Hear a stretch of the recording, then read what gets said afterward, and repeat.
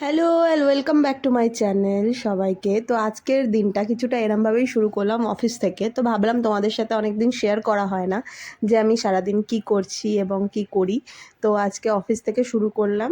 ঠিক আছে, অফিসে কাজ সবাই করে, আমরাও করি। তো অফিসে কাজ করার পর এই যে আমার লাঞ্চ ছিল আজকে মাছ এবং উচ্ছে দিয়ে একটা তরকারি আর ভাত।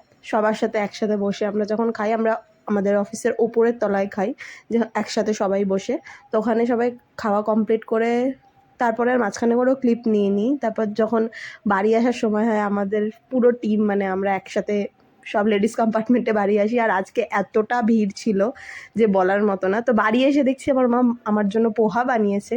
তো আজকে পোহা খেতে খেতেই আজকে রাত্রে ডিনারটা ছিল ওই পোহা।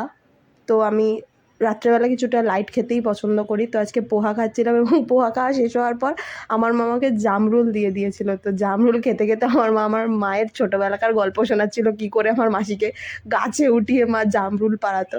সেই নিয়েই আমাদের হাসাহাসি চলছিল আজকে। মা ছোটোবেলার গল্প বলতে বলতে এটা বলছিল যে আমার মাসিকে না ছোটোবেলায় গাছে তুলে দিয়ে মারা বলতো যে তুই পার, আমরা নিচে বসে বসে খাচ্ছি। এটাই শুনতে শুনতে আমরা হাসাহাসি করছিলাম। এবং সত্যি মায়ের পুরোনো দিনের কথাটা শুনে এমনিই হাসি পাচ্ছিলো, কারণ মারাও ছোটোবেলায় আমাদের মতনই দুষ্টুমি করতো। অবশ্যই আমরা সবাই ছোটো ছিলাম এবং দুষ্টুমি করেই থাকতাম। তো আজকের জন্য এটুকুই।